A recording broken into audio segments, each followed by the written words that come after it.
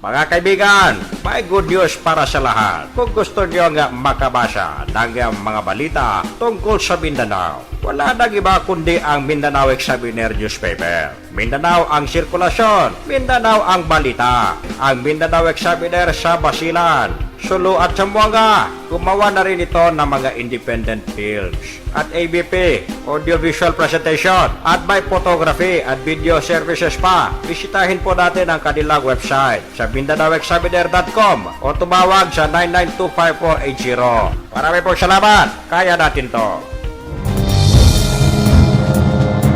Alright mga kaibigan, ganap ng 2:00 sa buong kapuluan. Welcome sa inyong programa, ang Radyo Mindanao. Dito lamang sa number 2 radio station sa Western Mindanao, ang Radio Philippines Network, GXXX sa Zamboanga City. Tonya Balingkod, Alasinto nagsasabing isang mainit na hapon. Hello, howdy mga kaigsunan. Niya na punta sa atong tulumanon ang Radyo Mindanao. O kumusta ka mo karong panahon na karong tagna mga kaigsunan. O hinaot nga naalang kaya punta sa mayong paglawan, sa mayong panghunahuna, sa mayong pangisip.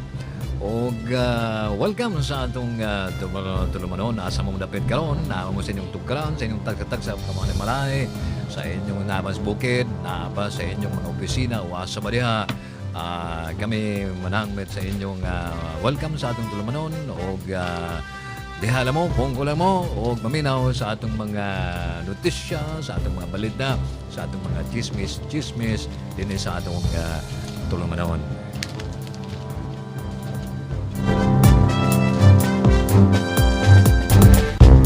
Oh, grabe yung init, brother. Ha? Oo. Ano bang ginawa mo sa Star? Easter Sunday, Lenten season. Anong ginawa mo? Naghanap ka ba ng puso ng saging? Naglaba Sa ako agimat? Baka mayroon tayong makitang mga barya doon sa mga labada Meron ba? Wala. Kaya, wala akong nakita Talaga. Oh, napakainit dito sa ating studio. Grabe. Paki-sentro nga yung ating aircon at hindi nakasentro. Ay mga kaibigan, kailangan uminom kayo ng tubig para ma-rehydrate kayo. Napaka-init. Ang laki-laki pa nung aming tik-tik pan dito.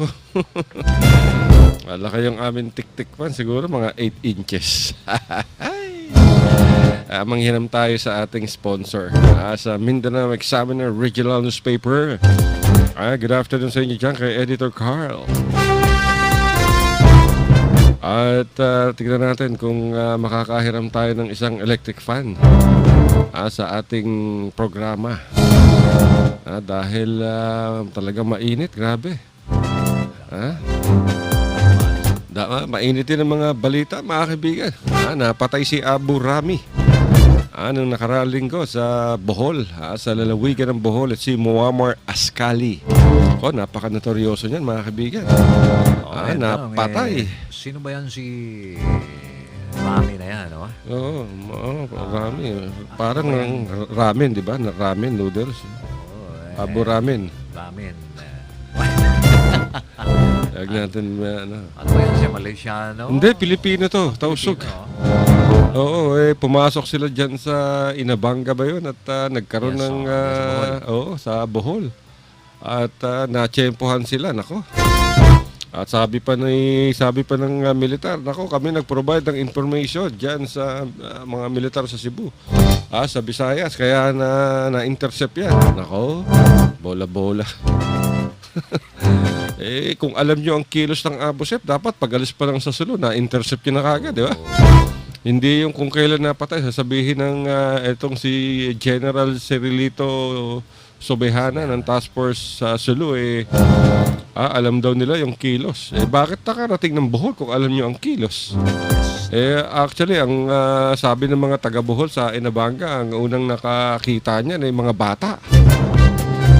Dumaong yung tatlong motorboats, mga kaibigan, sa isang barangay sa may tabi ng ilog.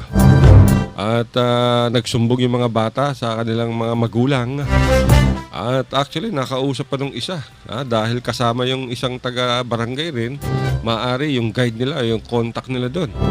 Tinanong pa raw ng isang babae kung, kinsa man to? Wala, mga amigo na ako. Oy, tapos pabalik-balik pa sila. Yung pala, mga Abu Sayyaf na. Hanggang ngayon mga kaibigan, napakadami na ng puwersa ng sundalo at ng Special Action Force dyan sa Nabanga at hinahanap pa yata yung 8. Ayan ang pinakahuling impormasyon na nakuha ng Radyo Mindanao. 8 pang militants ang nahabol dyan sa Bohol. Pero napaka-daring talaga ng Abu Sayyaf mga kaibigan. Imagine, from Sulu, tumawid sila ng karagatan upang magpunta sa Bohol. So, ito ay nagpapakita lamang na merong failure of intelligence. Malinaw na malinaw yan mga kaibigan. Failure of intelligence. Kasi kung walang failure of intelligence dyan, pagbaba pa lamang nila sa Patikol o kahit saan lugar, pagdaong pa lang nila sa mga dalampasigan, alam na kagad ng mga tropa at nahuli na sila. Kaya lang, hindi ganoon ang nangyari. Tumawid sila ng karagatan mula sa Sulu, tumawid sa Mindanao, at diyan lumanding sa Bohol, sa Inabanga. Kaya kailangan maging mapagmatsyag tayo. Bukod diyan, meron pang nakitang mga nakitang mga armado sa Negros naman. Sa Negros Province, grabe. Ano na nangyayari sa ating buhay, sa ating bansa? Tapos nung isang araw, nung last week lamang, Huwebes Santo, pinugutan din ng Abu Sayyaf. Yung isang mangingisdang Pilipino na si Noel Visconde. Hindi na nakayang magbayad ng ransom yung pamilya nito. Pinatay, pinugutan ng ulo. Huwebes yan. The same day din yata napatay si Abu Rami. Huwebes. Ang problema nito, kaninang umaga lamang kinumpirma ng Western Mindanao Command na napatay na itong si Noel Visconde.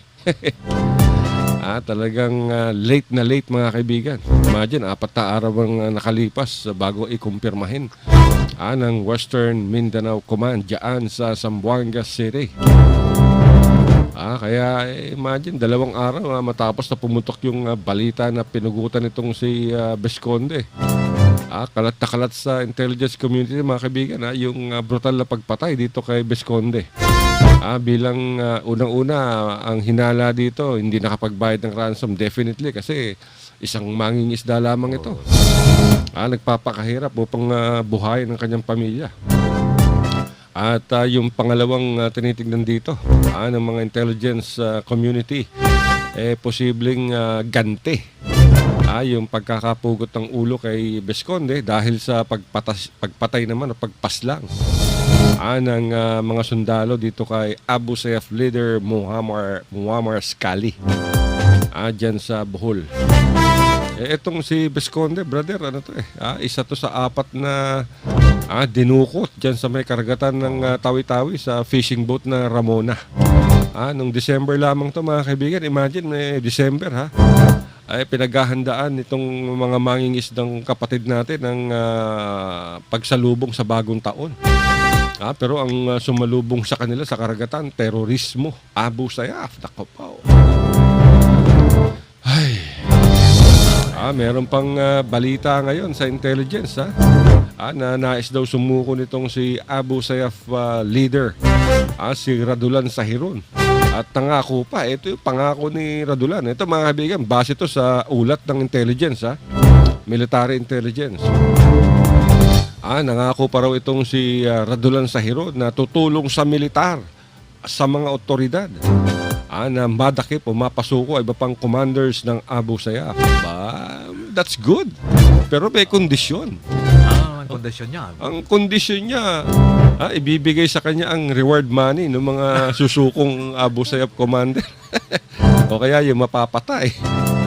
Bukod pa dun sa reward money na gusto niyang makuha, kailangan din daw nila ng amnestiya sa kanya at sa mga susuko pa niyang mga tauhan. Ako po.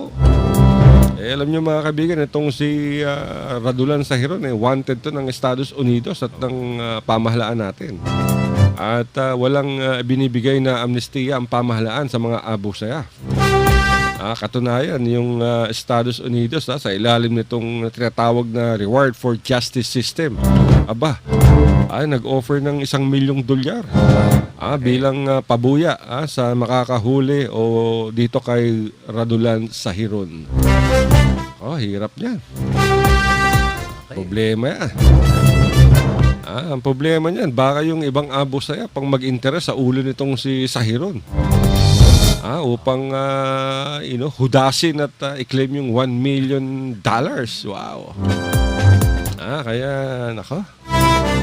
Hindi natin na malaman kung bakit pati mga inosenteng tao napiperwisyo. Tapos sabi pa ni Pangulong Duterte nung nasa Qatar siya o sa handa raw siyang magpadala ng mga sundalong Pinoy.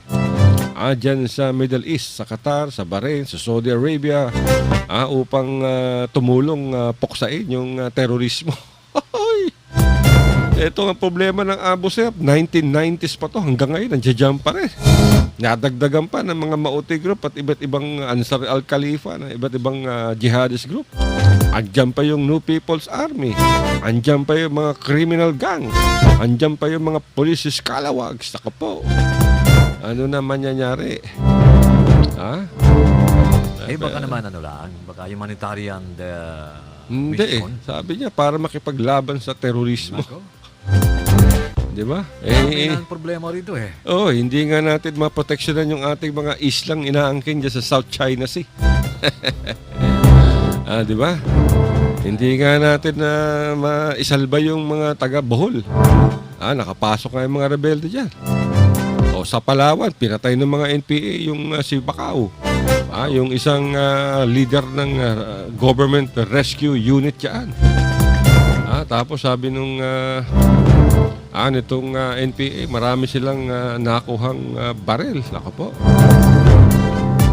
Ayan ang problema dyan.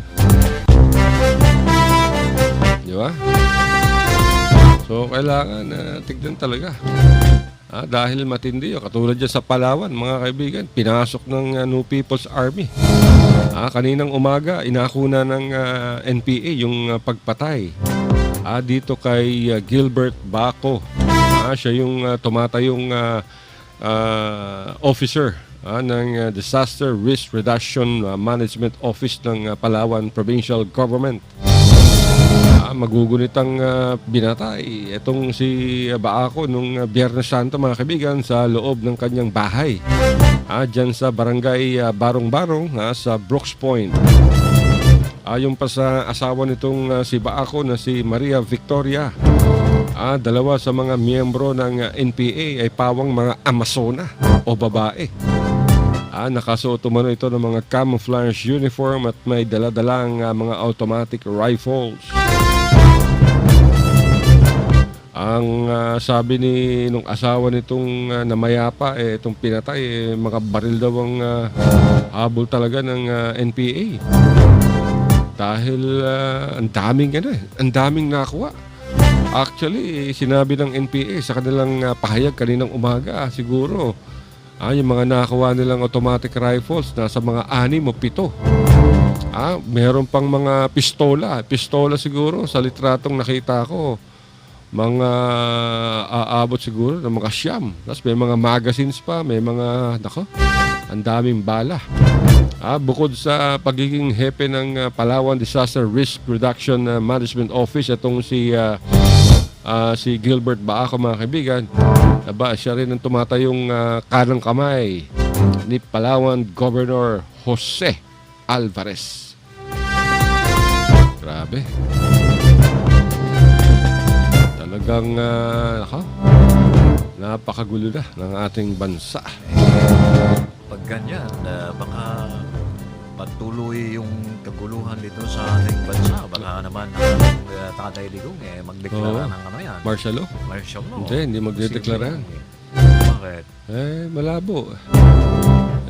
Di ba? Pero sinasabi niya na noon yun, di ba? Sa Mindanao.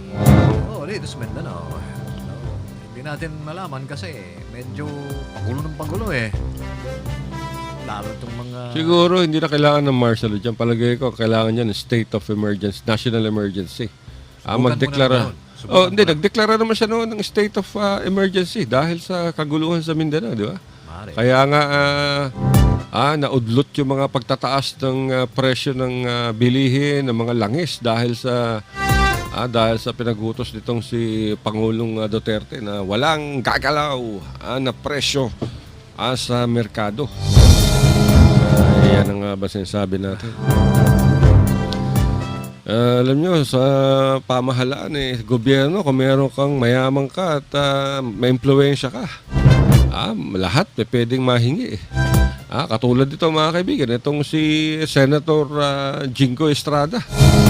Pinayagan ba naman ng korteng makadalo sa birthday ni dating Pangulong Joseph Erap Estrada? Pinahintulutan mga kaibigan ng Sandigan Bayan itong si former Senator Jingo Estrada na makipag birthday celebration sa kanyang ama nung kailan ba itong birthday? Sa Abril 19. Ito ay batay sa nakita nating minutes ng proceedings ng Sandigan noong Abril 10.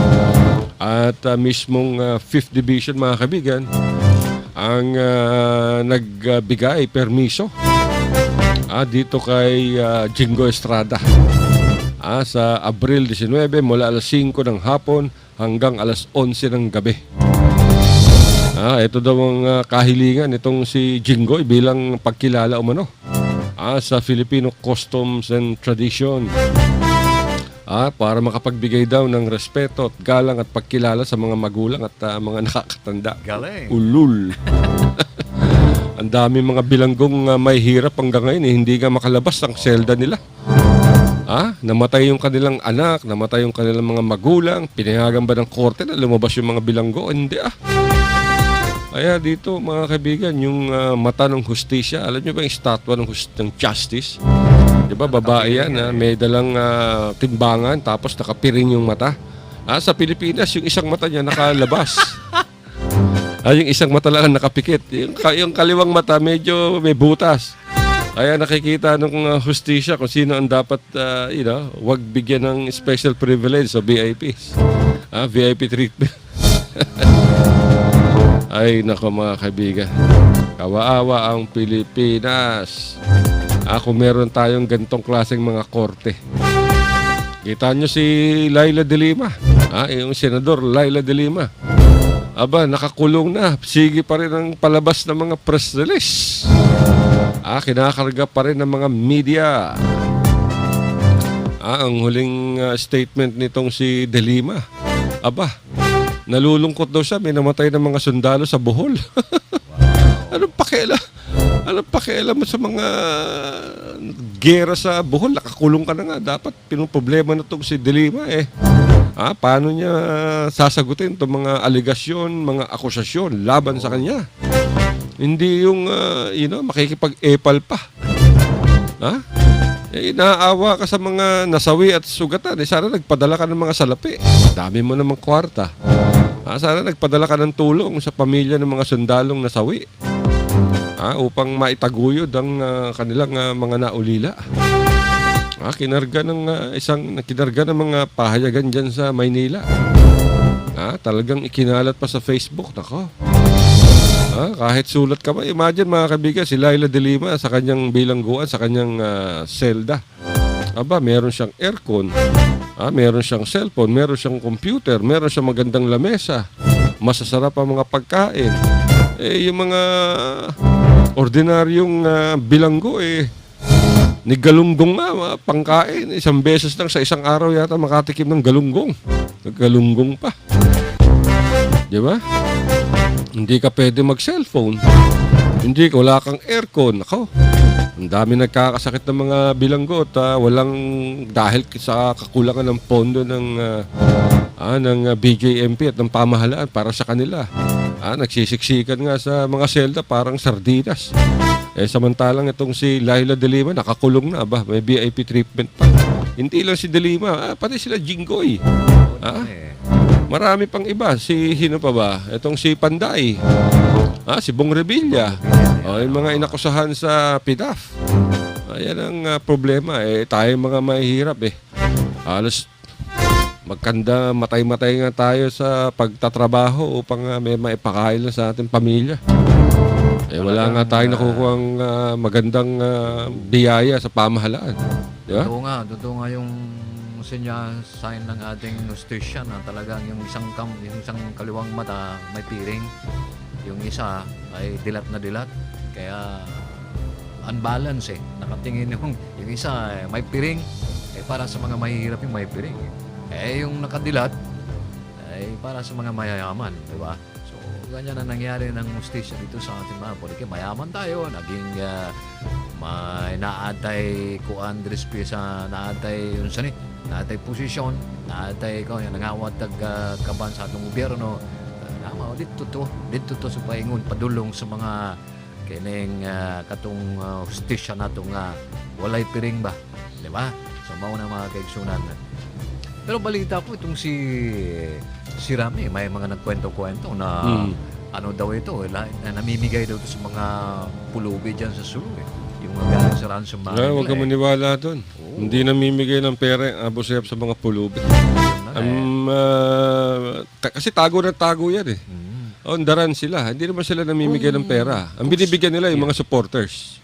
Mari siguro. Kasi mari siguro yung gano'n, no? Namimigay ng pera doon sa mga supporters nila para kung sakali mang darating yung mga sundalo ay may magsusumbong sa kanila. Mari yung gano'n. Diba? Iba naman yung si Robin Hood. Si Robin Hood, nagnanakaw yun, di pumapatay. Diba? Dapat gano'n ang gawin nila. Magnakaw na lamang sila. Huwag na silang pumatay. Sa mga mayayaman. Magnakaw sila sa mga mayayaman. Tapos pamigay nila. Pamigay nila sa mahihirap. Diba? Yun ang maganda. Mamayang gabi, nakawang ko yung kapitbahay namin. Bigay mo sa amin. Pamimigay ko dyan sa labas. Para meron pambili ng bigas. Ito pa, isang balita. Kapapasok lamang mga kaibigan. Meron tayong statement galing sa Time Magazine. Alam nyo ba na inanunsyo ngayon ng Time Magazine ang resulta ng katatapos lamang na online voting? Kung sino ang dapat mapasama sa kanilang 2017 most influential people sa buong mundo. Sino kaya? Basahin muna natin itong binigay ng itong nakakuha natin sa email. Batay sa nilabas nitong Time nangunguna. Parang karera. The red flag is up. There they go. Round in the clubhouse land, still bungang ang tumatakbo. Number 1 mga kaibigan, walang iba kundi si Tatay Digong Duterte. Yuhu! 5% yung abante. Nitong si Tatay Digong Duterte sa pinaka-ma-impluwensyang tao sa buong mundo. At base rito sa press release na nakuha ng Radyo Mindanao, kasunod nitong si Tatay Digong ay walang iba kundi si Canadian Prime Minister Justin Trudeau. Ito yung babyface na Prime Minister ng Canada, si Justin Trudeau. At ang pangatlo ay ang aking paborito, na si Pope Francis. Ito yung reformist na Santo Papa. At sinundan ang ni Bill Gates. Itong si Bill Gates mga kaibigan, ito yung co-founder ng Microsoft. Sumunod to kay Pope Francis. At ang may nagtay sila sa 3%. Nakapagtay itong si Bill Gates kay Facebook founder Mark Zuckerberg. Wow. Pareho, nasa tay sila 3%. Pero si Tatay Digong ang kasama, mas mataas. At sa official Time 100 list ng mga most influential persons or people na pipiliin ng tanyag na magazine editors ng Time ay nakatakdang ilabas sa Abril 20. Wow! Inamin naman ng Time sa kanilang pahayag sa Radyo Mindanao na malaking bagay ang nakuhang boto ni Tatay Digong dito sa itong kanyang controversial na kampanya laban sa illegal na droga at korupsyon. Malay mo. Malay natin mga kaibigan, si Tatay Digong ang maging Time Person of the Year. Wow. Malaking karangalan yan kay Tatay Digong at sa ating bansa. Na mapangalanan ka ng Time Magazine. Na siyang Time Magazine Person of the Year. Wow. Hindi katulad ng mga ibang politiko dyan. Yung mga ibang politiko nagbabayad sa mga kung ano-anong mga magazine at kung ano-anong mga marketing bla bla bla para kunyari sabihin outstanding sila. Tapos nagbabayad sila ng malaki. Asabihan pa sila ng kumpanya well, you should buy. Bumili kayo sa amin ng magazines, mga 1,000 copies ipamigay ninyo yan. So bili naman to si politiko. Pagdating sa kanilang lugar, look, kasama ako dito sa outstanding blah blah blah of the year. Negosyo yan yung mga lumalabas sa mga magazines, brother. Negosyo yan. Marami kunyari. Maraming mga ganyan. Outstanding. Dapat yan, standing. Kunyari, napili sila. Pero hindi alam ng mga tao, may mga bayad yun. Magtataka ba kayo? Tatatlo lang lamang ang napili. 5, 6. Tapos yung mga iba, hindi pa kilala. Paano sila magiging outstanding? Pero mga kaibigan, tayo mag-commercial break muna at babalik kami.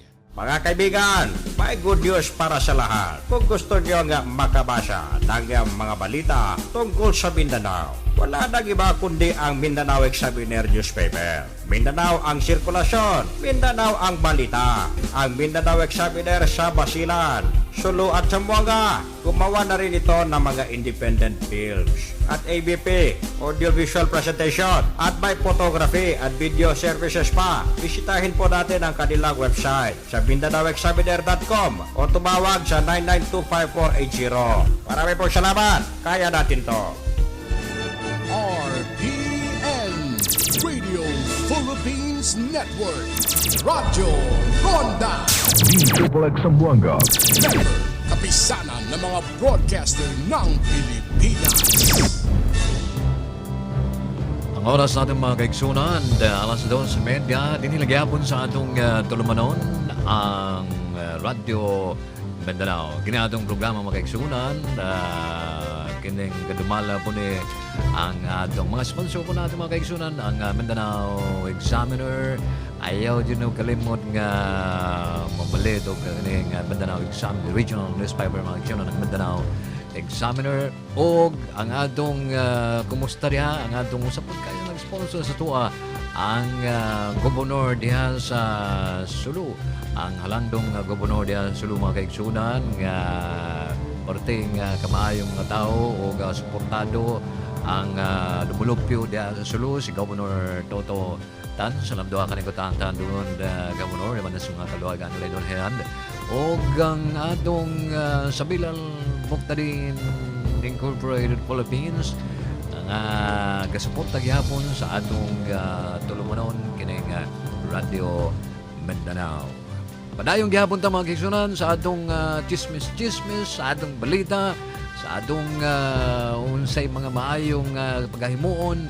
Din hilang gyapon kana sa atong tulumanon ang Radio Mindanao. Alright, daghang salamat sa imo, brother. Dyan sa Basilan, binabati natin si good afternoon kay Brother Al Amin. Siya yung Bureau Chief ng Mindanao Examiner Regional Newspaper dyan sa Basilan Province. Si Ginoong Al Amin. Kaya kung gusto nyo magpa-advertise sa Basilan, Hanapin nyo lamang si Al-Amin. At magka-pa-advertise naman kayo sa Radyo Mindanao o kaya sa Mindanao Exxon Regional Newspaper. Hanapin nyo lamang si Abdel Diza.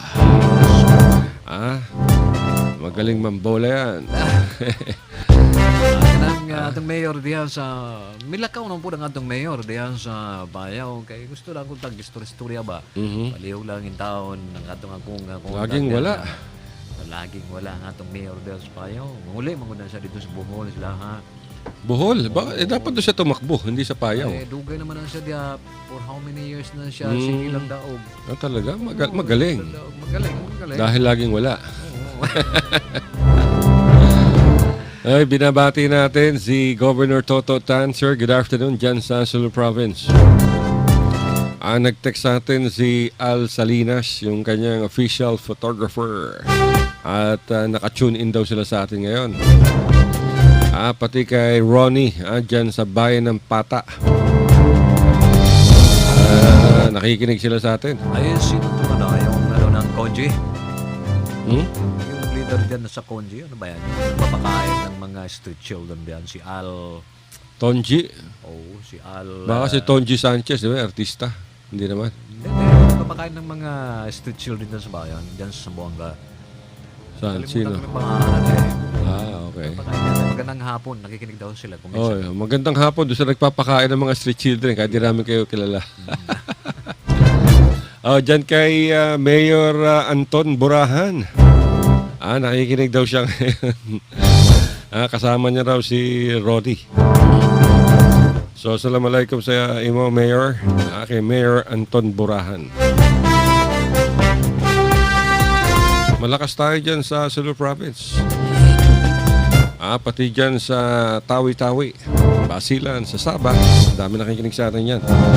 Siyempre sa Zamboanga, Zibugay, Zamboanga del Zor, ug Zamboanga del Norte. At siyempre sa mga ka-DDS natin. Mga diehard Duterte supporters. Hindi Davao Death Squad. Mga ka-DDS natin. Oy, si former governor sa Kurtan. Good afternoon sa Papang. Kasama pala siya ni Tatay Digong Duterte, mga kaibigan, dyan sa Middle East. Kasama si former Sulu governor sa Kurtan. Nitong si Tatay Digong Duterte nang bumisita dyan sa Riyadh, sa Saudi Arabia, sa Bahrain, at sa Qatar. Siguro nasa Davao na sila bukas o ngayon. Sabi ni Tatay Digong kay former governor sa Kurtan, kay Papang, sumama ka sa Kur. Mahalaga ka. So mabuti naman at kasama si Dr. Sakurtan, si Dato Syabandar. Napakasipag na tao niyan, si Governor Sakurtan. Napakasipag, napaka-down to earth, napakamatulungin, pilantropo kasi. Ganoon din ang kanyang mga pamilya, lahat sila, puro mga masisipag, mababait, mga philanthropist. At kasama ni Tatay Digong na umuwi, mga kaibigan. Iuuwi pa lang. Itong tinatayang 150 na mga distressed overseas Filipino workers mula sa Middle East. At hindi lang yan. Ito, kinumpirma sa atin, mga kaibigan, ni Labor Secretary Silvestre Belio. Na meron pang pabaon na 5,000 pesos at another 5,000 pa mula sa bulsa ni Tatay Digong ang ibinigay sa 150 overseas Filipino workers na sasama umuwi pag-uwi para meron silang maibigay sa kanilang pamilya. Siyempre, pag umuwi yan, konting selebrasyon. Itong mga pag sinabing distress OFWs, mga kaibigan, ito yung hindi binabayaran ng tamang sweldo o walang sweldo. Ito yung mga Pilipinong manggagawa na walang trabaho, na wala ng trabaho, na diyan nakatira sa mga konsulada natin sa Saudi Arabia at sa iba pang lugar.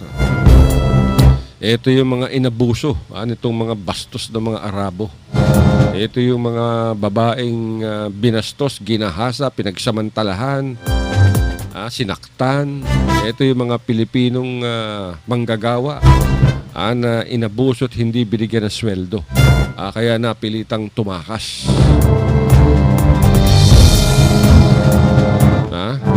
Dumating sila kanina mga kaibigan, dyan sa Davao City. Itong entourage ni Pangulong Duterte at ni former Sulu Governor Sakurtan. Halos magkasabay na lumapag sa Ninoy Aquino International Airport sa Terminal 1. Itong mga unang batch ng OFWs. Nabigyan sila ng amnesty mga kaibigan, ng hari ng Saudi Arabia. Maganda. May pabaon silang 10,000. According kay Secretary Bello. At siyempre, sinalubong sila ng masipag na Social Welfare and Development Secretary Judy Tagiwalo. Kaya. So, welcome back mga kapatid. Welcome back mga bayani. Importante At least, yan. masaya yung mga kamag-anak nila rito, yung mga mahal nila sa buhay, di ba? I'm sure hindi alam ng mga kamag-anak nila, uuwi sila. Maaari. Kasi unang-una mga distress to, mga walang trabaho to, mga nabubuhay lamang to sa ibinibigay na tulong ng kapwa nila Pilipino sa Saudi Arabia. Wala nga makain, di ba? Napaparod natin sa mga balita sa television. Sa mga balita sa television, namumulot sila sa basura ng pagkain. Di ba? Yung mga iba naman, yung mga ibang Pilipino tumutulong. Yan ang dapat talaga. Alam nyo, mga Pilipino, mga talagang likas na matulungin. Kaya, congratulations kay Secretary Bello at kay Tatay Digong Duterte at sa kanyang entourage. I'm sure si former Governor Sakurtan nagbigay ng tulong yan. Kasi pag nag-HUDS yan, taon-taon nag-HUDS tong si former Governor Sakurtan kasama yung kanyang asawa na si Nurunisa Tan. Si Madam Nurunisa Tan, yung kanilang mga anak. Taon-taon silang nag-HUDS at ang ginagawa nila, mayroon silang bit-bit na mga doktor, na mga nurses. At pagdating sa Saudi Arabia, nagsiset up sila ng mga tents upang magbigay ng libreng medical mission hindi lamang sa mga Pilipinong Muslim kundi sa lahat ng mga pilgrims, sa lahat ng mga tao, hindi lamang Pilipino, lahat ng uri ng tao, mga Muslim na nagpipilgrimage dyan sa nag-HUDS sa Saudi Arabia. Kaya kita nyo naman mga kaibigan, pinagpapala sila ng Panginoon. Sumama siya, si dating governor, si Abdul Sakurtan, doon sa kay naging entourage ni Presidente Duque. Siguro mayroon niyang investment or mga mag-pledge yung yung mga negosyante Arabo, Mindanao, di ba? Siguro isa diyan sa yung Sulu, di ba? Sa pamagitan ng ni dating Governor Abdul Sakurtan. Alam niyo naman si Governor Sakurtan wala tong iniisip kundi kapakanan ng mga tausog, kapakanan ng mga Muslim.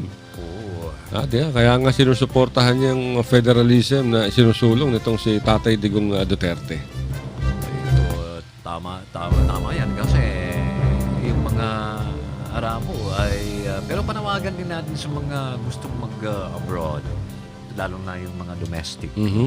Ay talagang wag na kayong magpunta talaga doon kay lagi naganaga yung atong na experience mo. Nakita natin sa mga TV, istorya po na kitik atong mga uban diyan, ang buros na, uli dire, sa mga munga man ito. Ang uban, gipang, ilalang gipang tamas-tamasa ang pagkatao sa usa ka OFW. Kaya domestic lang ko dito, pilara mo yung sahod, naayos sahod yung mga 10,000 ang sahod. O niya, pagkapot, padala po dire, gamay lang kayo mga kaigsunan. Unya, ang uban po mga bana, wala diha ang ilang mga asawa. Nangita puglain, unsay mga asawa na puglain, di ba? So kaluoy kayo ba? So ako pa in taon ang inyong mga asawa diha. Ayaw na ninyo nagsuguan ninyong mag-abroad. Labi na dyan ka ng matrabaho dito bilang katulong, bilang domestic helper dito. Ayaw na taon ninyo tugutit. Paningkamutan na itong ang atong mga asawa diha. Dinira ko sa Pilipinas. O sakit lang ko na ikaw nga mainggit atong kapitbahay nga atong silingan nga naa sila TV, naay, ana, ay sakit na sila. Nakita po, maningkamot ta. Daga may pudag makuha unsa man sa mga aron nga di tama sulaag aron dili ta makubre kay ba datos to ara na sige tag-ampo dia sige tag-ampo kunya di buta mo lihok di buta mo trabaho so nasa ato ara ng mga kaigsunan so panawagan nato sa atong mga silingan sa atong mga kababayan daghan nagayang hitabo tanawa pilag gatos nga mga OFW ang bitbit sa atong presidente ini uli niya diri sa Pilipinas magkayunan katong mga OFW nga wala gipang amungan gipang ang treatment sila dili maayo sa ilang mga amo di man po sila uban mi ikyas na lang uban po dili po makaigyas ang uban dili magkauli kay unsaon man ang ilang passport ginataguan man sa ilang mga amo na ay mga amo nga bastos kayo na ay mga amo nga hugaw pangisip hugaw una-una na ay mga amo nga mura bag pagkasabot nila sa tuwa mura ka ng hayop ba mura ka ng dili tao di ba naapay mga Arabo nga lain kay batasan mga igsunan so okay lang unta mo baka matumong ka ni adtong mga Diyos noon nga mga Arabo kay kana sila itong mga Diyos noon maayo na sila di ba so muna ko na diristuwa ba so kita naman tas TV ang uban diha nga experience ng ubang istorya ng uban ay unsang balita dito ba unsang balita dito dai ay pastila na nga akong amo ani so ang uban uli na lang yung taong buros pa ang uban uli yung taong yung mga amungan ang uban uli yung taong na ay mga marka sa ilang mga lawas nga unsa na gikulata sa ilang amo ang uban taon di na magkaandos mao na musukol na lang ng mga Arabo man tuklo na mo na di man nakabalo mo ng bag di man nakabalo mo ng bag ko na sila mo naman mga kuampod diba usahay mao nang ang mga OFW nato bisag babae ng mga kaigsunan musukol na lang kay di na lagi magwanta ang pag-antos nila dito usahay nga 24 sa kaadlaw di ka pagkanon 2 kaadlaw di ka pagkanon sa imong amo di ba so mo na sila nga usahay mo ikyas usahay musukol na lang kay mo na nakapatay ang uban dito kang self defense mga kaigsunan so mo nang naay mga kaso sila dito ang uban nga ilan ang naanay naa sa death row nga naghahulat na lang pila kaadlaw pila lang bitayo mga kaigsunan so may ning paglakaw ni atong presidente kay murag iyang napangayaw dito sa yang lugar dito sa Middle East nga dili siya ng bitay ang hatol sa mga kauban po nato dito mga OFW nagtaga po sila amnestia ba diba? Ang maganda rito dito kay Tatay Digong aba habang yung mga Pilipino sa ating bansa nagse-celebrate, nagko-commemorate ng Lenten season, nagsasaya, Sabado de Gloria at Linggo ng Pagkabuhay. Aba, Tatay Digong trabaho pa rin. Nakita mo? Lenten season nandoon. Hinaharap yung mga Arabo, yung mga Emirati, lahat, pati yung mga Filipino community. Yan ang presidente, hindi yata nagawa ng ibang presidente. Diba? Tapos as usual, nagbura na naman si Tatay Digong. Ayaw na natin yung pagmumura. Basta may ginagawa. Pero kita mo, kahit na pagmumura niya, yung mga tao, yung mga Filipino community, unang-una yung sa Saudi Arabia, sa Riyadh sa Marriott Hotel. 2,000 yung mga OFWs na sumugod sa hotel. At doon Duterte! Yun ang mga sinisigaw nila. Pinagmumura. Minumura na naman si Trillanes. Yung mga sabi niya, itong si Trillanes daw, nagkudeta. Nag-kudeta tapos pumunta sa hotel, Peninsula ba yun? Ninakaw pa raw yung mga kutsara, tinidor, baso. Ininom pa raw yung mga inumin doon. Pagkatapos, susuko lang pala sa mga pulis. Pati mga yung EU. Binura na naman niya. Pero itong si Donald Trump, yung Pangulo ng Estados Unidos, pinuri niya. Sabi niya, pragmatic daw itong si Donald Trump. Kapareho daw sila. Malalim daw yung utak, pag-iisip nitong si Donald Trump. Di ba? At matalino daw, sabi ni Tatay Digong. Kasi kung hindi daw matalino, hindi magiging bilyonaryo. Isa sa pinakamayaman si Donald Trump, mga kaibigan. Pragmatic daw, sabi ni Tatay Digong, dahil without any warning, nagpalipad ng 59 na Tomahawk missiles. Itong Amerika, mga kaibigan, sa kautusan nitong si Donald Trump, dyan sa Syria. Walang hiya naman kasi itong si Bashar al-Assad, mga kaibigan. Yung Pangulo ng Bashar, itong Pangulo ng Syria. Nagpasabog ba naman ng bomba na may lamang mga nerve agent o yung sarin gas? Itong sarin gas, wala kang maamoy dito. Hindi mo maamoy ito. Mararamdaman mo na lang na bumabagsak ka na, hirap ka na sa paghinga hanggang sa mamatay ka. Para kang napapaso. Yan ang epekto ng sarin gas. At pagkatapos ng sarin gas, mahigit sa almost 100 yung namatay at marami pang mga sugatan. Itinakbo nila, mga kaibigan, sa isang pagamutan. Yung pagamutan mismo, yung ospital, binomba. Kampating talaga tong si Assad. Karamihan yata itong mga bata Oo, binomba yung ospital na kung saan nandoon yung mga sugatan sa atake ng Syrian government forces. Tapos pinagtatakpan pa ng Russia itong si Vladimir Putin. Gulo. Dapat lang bumalik sila. Oo, dapat talaga patayin itong si Assad. Kaya lang pinagtatakpan, mga kaibigan, na talagang dinidepensa ng Russia. Wala tayong magagawa dyan dahil kanya-kanyang interest yan. Yung Amerika nga, kinupkup nila yung bansang Iraq at Libya. Hindi dahil gusto nilang mapatalsik yung mga lider. Itong si Muammar Gaddafi at si Saddam Hussein. Ang habol, secondary lang yun. Ang habol nila dun, mga kaibigan, yung yaman ng Iraq at Libya. At alam nyo ba, mga kaibigan, na nung mamatay, masakop ng Amerika, itong Libya at Iraq, sila mismo ang nagpatakbo ng negosyo ng langis doon sa dalawang bansang yan. Ninakaw ng mga sundalong Amerikano, yung mga ginto, yung mga salapi. Ninakaw nila lahat yan. At iniwan itong dalawang bansa na sa lugmok sa kahirapan. Noon, napakaganda dyan Nung nag-aaral pa ako, nasa history namin yan, yung Persia, tsaka, di ba, yung Iran at Iraq.